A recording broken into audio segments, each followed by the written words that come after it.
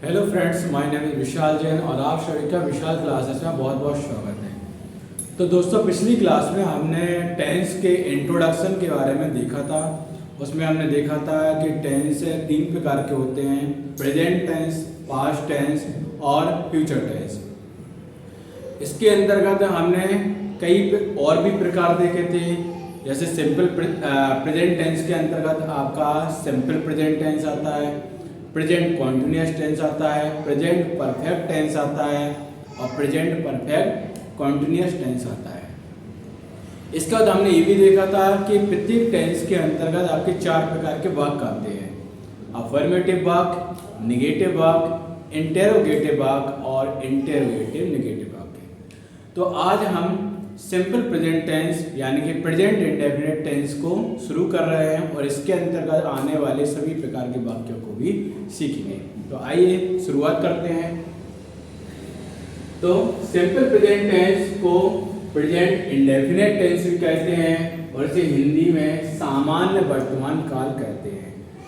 तो दोस्तों, इस टेंस के अंतर्गत हमने आपको पिछली वीडियो में बताया था कि इस टेंस के अंतर्गत हम हमारी जो डेली रूटीन या जो हमारी आदतें होती हैं वो आदतें सम्मिलित रहती हैं। सामान्य घटनाएं या सामान्य गतिविधियां, रोजमर्रा वाले काम जो हम करते हैं वो सारे काम इसी प्रेजेंट सिंपल प्रेजेंट टेंस के अंतर्गत लिए जाते हैं। इसकी पहचान हम कुछ इस प्रकार से कर सकते हैं। इसमें वाक्य के अंत में ता है, ती है, ते हैं आदि शब्द हमें मिलते हैं। जैसे कि हम यहाँ पे एक वाक्य लिखते हैं: सोहन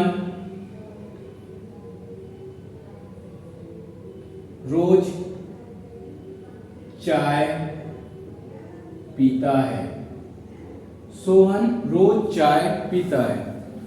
तो देखिए, सोहन रोज चाय पीता है, ये उसकी एक आदत है, एक सामान्य घटना भी है। ये उसका चाय पीना रोजाना का है, सामान्य बात है। तो इसलिए ये आपका वाक्य सिंपल प्रेजेंट टेंस के अंतर्गत लिया जा रहा है। और इसको आप इस प्रकार से भी पहचान कर सकते हैं कि यहाँ पे वाक्य के अंदर लास्ट में आपको ता है, ती है या ते है शब्द मिलता है। ठीक है, तो इस प्रकार से आप इस टेंस की पहचान कर सकते हैं। तो अब हम इसे इंग्लिश में कैसे ट्रांसलेट करेंगे? तो इंग्लिश में ट्रांसलेट करने के लिए हमें इसमें एक विशेष स्ट्रक्चर की आवश्यकता होती है, यानी कि इसमें हमें शब्दों को एक सही क्रम में जमाना पड़ता है। जैसे हिंदी में भी जब भी हम वाक्य लिखते हैं तो वाक्यों को इसमें सब वाक्यों में इस वाक्य में शब्दों को एक सही क्रम में लगाया जाता है, तभी वो वाक्य आपका सही माना जाता है। इसी प्रकार से जब हम उसे इंग्लिश में भी लिखते हैं तो इंग्लिश में भी हमें वाक्यों के लिए शब्दों के लिए सही क्रम में लगाना होता है, तभी हमारे सेंटेंस कंप्लीट होता है। तो इसको सही क्रम में लगाने का तरीका ये है, इसे इंग्लिश में बदलते समय सबसे पहले हम इसमें सब्जेक्ट लिखते हैं, इसके बाद हम इसमें वर्ब लिखते हैं। वर्ब का हम फर्स्ट फॉर्म लगाते हैं और उस वर्ब के साथ में हम एस, ई एस या आई एस लगाते हैं। इसके बाद हम ऑब्जेक्ट को लगाते हैं और सबसे लास्ट में जो भी अन्य शब्द बच जाते हैं, अदर वर्ड्स रहते हैं, उनको हम लगाते हैं। तो वर्ब में जब हम एस, ई एस या आई एस लगाते हैं तो ये हमारे सब्जेक्ट यानी कि कर्ता के अनुसार निर्भर करता है। सब्जेक्ट को हम हिंदी में कर्ता कहते हैं, वर्ब के लिए हिंदी में हम क्रिया कहते हैं, ऑब्जेक्ट को हिंदी में हम कर्म कहते हैं और अदर वर्ड को हिंदी में हम अन्य शब्द कहते हैं। तो जो वर्ब में यानी क्रिया में एस, एस या आई एस लगता है वो हमारे सब्जेक्ट यानी कर्ता पर निर्भर करता है। यदि हमारा सब्जेक्ट एक वचन है तो हम उसमें वर्ब के साथ में एस, एस या आई एस लगाते हैं, लेकिन यदि कर्ता हमारा बहुवचन है तब उस स्थिति में हम एस, ई एस या आई एस नहीं लगाते हैं। इस चीज को आपको ध्यान रखना है। लेकिन दोस्तों, हमें पता कैसे चलेगा कि हमें कब एस लगाना है वर्ब में, कब ई एस लगाना है और कब आई एस लगाना है? तो वर्ब में एस, ई एस या आई एस लगाने के कई सारे नियम होते हैं। हम उनमें से कुछ जो प्रमुख नियम हैं उनको आज यहाँ पे समझ लेते हैं, उसके बाद हम इस वाक्य को बनाएंगे। तो आइए देखते हैं इनसे संबंधित नियम एस, ईएस और आईएस लगाने के क्या नियम होते हैं। तो इसका नियम नंबर 1 है, वर्ब के अंत में जब भी कोई वर्ब है, यदि उस वर्ब के अंत में S, double S, C H, S H, X, Z या ओ आता है तब उसमें हम ईएस लगाते हैं। जैसे हम एक एग्जांपल के तौर पर लेते हैं, एक वर्ड है कैच। कैच मतलब होता है पकड़ना। तो आप इसके अंत में देख रहे हैं कि इसके अंत में ई सी एच आ रहा है। तो इसमें वर्ब के नियम में आपका दिया गया है कि वर्ब के अंत में यदि सी एच आ रहा है तब हम उसमें क्या ई एस लगाते हैं। तो यदि इसके लास्ट में क्या आ रहा है, सी एच आ रहा है, तो इसमें हम क्या लगाएंगे, ई एस लगाएंगे। तो ये आपका बन जाएगा कैचेस। ना तो आप इसमें एस लगा सकते हैं और ना ही आप इसमें आई ई एस लगा सकते हैं। जैसे दूसरा उदाहरण देखते हैं, गो। तो इसके लास्ट में ओ आ रहा है, तो यदि किसी वर्ब के अंत में ओ आता है तब भी हम उसमें ई एस लगाते हैं। तो गो का अर्थ होता है जाना, तो इसमें ई एस लगाने पे ये बन जाएगा गोज। ठीक है, तो इसी प्रकार से यदि किसी वर्ब के अंत में बाकी चीजें भी आती हैं तो आपको इसी प्रकार से उसमें ई एस का प्रयोग करना है। चलिए अब हम इसका दूसरा नियम देखते हैं। दूसरा नियम बताता है कि यदि किसी वर्ब के अंत में बाई आता है और बाई के पहले कोई स्वर आता है, तो दोस्तों अंग्रेजी वर्णमाला में स्वर होते हैं हमारे 5, ए, ई, आई, ओ, यू। ये जो आपके अक्षर हैं इन्हें हम अंग्रेजी वर्णमाला के स्वर यानी कि वोवेल कहते हैं। इसके अलावा जितने भी अक्षर आपके बच जाते हैं वो सारे आपके व्यंजन यानी कि कॉन्सोनेंट कहलाते हैं। तो इसमें हमने क्या देखा है कि यदि किसी वर्ब के अंत में बाई आ रहा है और बाई के ठीक पहले कोई स्वर आ रहा है तब हम बाई को हटाते नहीं हैं, बाई को बिना हटाए हम उसमें एस लगा देते हैं। इसको एक उदाहरण से देखते हैं, जैसे कि प्ले। प्ले यानी होता है खेलना, प्ले यानी होता है खेलना। तो इसके लास्ट में देखते हैं कि लास्ट में आ रहा है बाई और बाई के ठीक पहले ए अक्षर आ रहा है और ए क्या है हमारा स्वर है। तो इसमें हम क्या करते हैं, बाई को हटाते नहीं हैं और बिना बाई को हटाए हम उसमें केवल एस जोड़ देते हैं। तो ये आपको बन जाता है प्लेज। इसके अलावा जैसे एक और एग्जांपल देखते हैं, जॉय। जॉय यानी होता है खुश होना। तो इसमें भी आपके अंत में बाई आ रहा है और बाई से ठीक पहले ओ यानी कि स्वर आ रहा है, तब इस स्थिति में भी हम क्या करेंगे, बाई को हटाए बिना उसमें केवल एस लगा देंगे। इनमें ना तो यस का प्रयोग होगा ना ही आई एस का प्रयोग होगा। आपको इस चीज का ध्यान रखना है। इसका आपको जरूर ध्यान रखना है कि बाई के पहले स्वर आ रहा है या फिर बाई के पहले व्यंजन आ रहा है। तो यहाँ पे आपका वर्ब लगा है प्ले, तो प्ले का हो जाएगा आपका प्लेज। चलिए इसी का तीसरा नियम देखते हैं। यदि किसी वर्ब के अंत में बाई आता है और बाई के पहले स्वर ना आके इसमें व्यंजन आ जाते हैं, तब स्थिति में हम बाई को हटाकर आई एस को लगाते हैं। इसमें बाई को हटाएंगे और इसमें आई एस को लगाएंगे। अभी हमने देखा है कि अंग्रेजी वर्णमाला में ए, ई, आई, ओ, यू ये स्वर होते हैं। इनके अलावा जितने भी अन्य अक्षर आते हैं वो सभी आपके व्यंजन कहलाते हैं। तो इसको एक उदाहरण के माध्यम से देखते हैं। तो हरी, हरी यानी होता है जल्दबाजी करना, जल्दी करना। तो HURRY, अंत में बाई आ रहा है और बाई के पहले आर वर्ण आ रहा है। आर जो है वो आपका एक व्यंजन है। तो इसमें हम क्या करेंगे, पहले तो बाई को हटा देंगे। डबल आर तक हमने लिखा, बाई को हटा दिया और बाई की जगह पे हमने IES को लगा देते हैं। तो इस प्रकार यह बन जाता है हरीज। ऐसी स्टडी, स्टडी यानी होता है अध्ययन करना। इसमें भी बाई आ रहा है और बाई के पहले डी एक व्यंजन आ रहा है। तो इसमें भी हम बाई को हटाकर इसमें IES का प्रयोग करेंगे, तो ये आपका बन जाएगा स्टडी।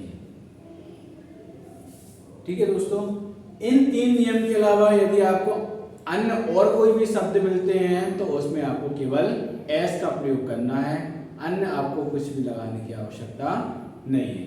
तो ये आपके वर्ग के नियम हैं, 3 नियम आपके प्रमुख हैं। इन 3 नियम के अलावा जो आपको और दूसरे शब्द मिलते हैं तो उनमें आपको हमेशा एस शब्द ही लास्ट में जोड़ देना है, एस वर्ण ही लास्ट में जोड़ देना है। तो चलिए अब हम अपने सेंटेंस की ओर जाते हैं और इसे अंग्रेजी में किस प्रकार से बनाना है इसे हम देखते हैं। तो देखते हैं, यहाँ पे हमने एक सेंटेंस लिया था कि सोहन रोज चाय पीता है। तो दोस्तों अब इसमें हमें पता कैसे चलेगा कि कहाँ पे आपका सब्जेक्ट है, कहाँ पे आपका वर्ब है, कहाँ पे आपका ऑब्जेक्ट है और कहाँ अन्य वर्ड आ रहा है, अदर वर्ड आ रहा है। तो इसको पहचानने का एक सामान्य सा तरीका है, सब्जेक्ट यानी कि कर्ता, ये आपका प्रमुख पात्र होता है, ये किसी भी काम को करने वाला होता है। तो सब्जेक्ट जो होता है वो आपको किसी भी सेंटेंस में सबसे आगे मिलता है, तो ये आपका सब्जेक्ट हो जाता है। वर्ब यानी होता है क्रिया, ये आपको किसी भी सेंटेंस में हमेशा सबसे बाद में मिलती है। फिर आता है आपका ऑब्जेक्ट जो होती है वो क्रिया के ठीक है पहले मिलता है, और अन्य शब्द जो होते हैं वो ऑब्जेक्ट से भी पहले मिलते हैं। तो यहाँ ये आपका हो गया अदर वर्ड यानी कि अन्य शब्द। तो चलिए इसे बनाते हैं। सबसे पहले हमें सब्जेक्ट लिखना है और सब्जेक्ट हमारे पास है सोहन, तो हमने सब्जेक्ट यहाँ पे लिख लिया सोहन। फिर हमें इसमें लिखना है वर्ब, तो वर्ब हमारे पास है पीना। पीने के लिए, ठंडी चीज़ों को पीने के लिए हम ड्रिंक वर्ड का यूज करते हैं और गर्म चीज़ों को पीने के लिए हम टेक शब्द का यूज करते हैं। तो चूंकि चाय गर्म होती है इसलिए हम इसमें टेक शब्द का उपयोग करते हैं। ठीक है, अब हमने देखा कि इसमें हमें एस या IES लगाना है।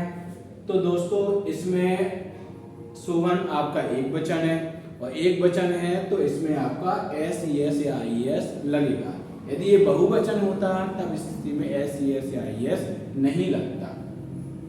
तो इसमें हमें एस या IES लगाने के लिए हमने नियम पहले पढ़ चुके हैं।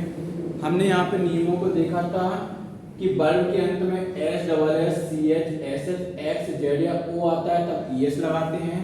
तो ना तो यहाँ पे S आ रहा है, ना डबल S है, ना CH है, ना SH है, ना X है, ना Z है, ना O है, यहाँ पे कुछ भी नहीं आ रहा है अंत में, तो इसमें ES शब्द नहीं लगेगा।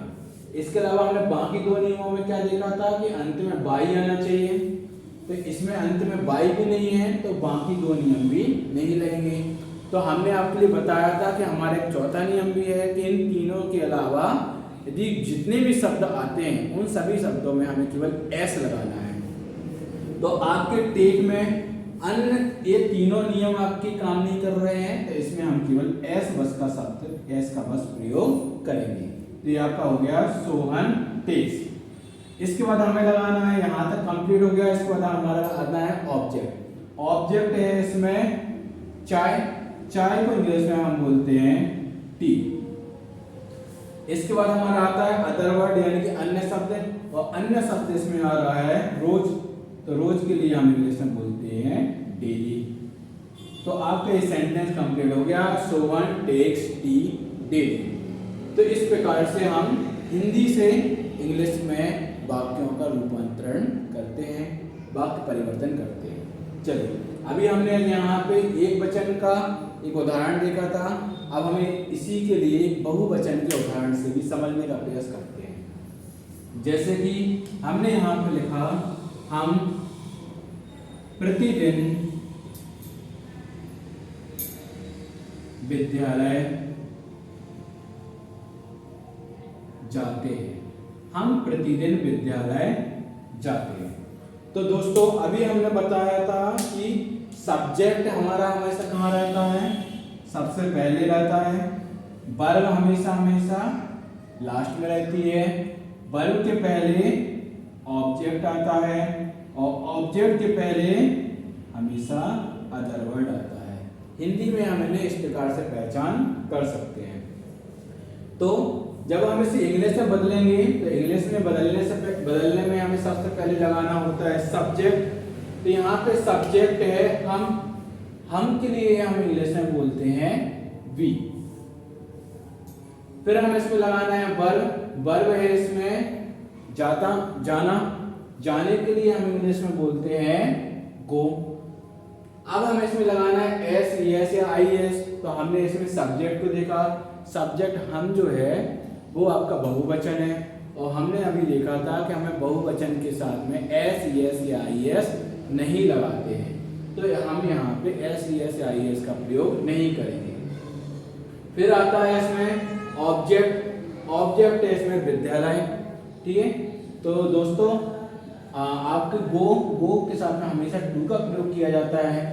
इसके बाद आपका ऑब्जेक्ट है आपका विद्यालय। तो विद्यालय के लिए इंग्लिश में बोलते हैं स्कूल। और इसके बाद आपका आता है अदर वर्ड के लिए हम इंग्लिश में कहते हैं प्रतिदिन। अदर वर्ड यहाँ पर प्रतिदिन है, इसको हम इंग्लिश में कहते हैं डेली। तो इस प्रकार से आपका कंप्लीट वाक्य हो जाता है we go to school daily. तो उम्मीद करते हैं कि आप लोगों के लिए हमारा सिंपल प्रेजेंट टेंस समझ में आया होगा। अभी इसके नेगेटिव, इंटरोगेटिव और इंटरोगेटिव नेगेटिव सेंटेंसेस बचे हुए हैं, जिसे हम अगली क्लास में पूरा करेंगे। तो दोस्तों हमारे इस वीडियो को लाइक, शेयर और सब्सक्राइब जरूर करें और दोस्तों अन्य लोगों को भी बताएं ताकि वो इंग्लिश अच्छे से सीख सकें।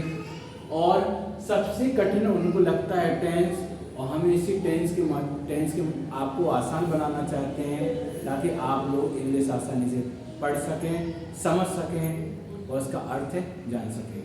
धन्यवाद।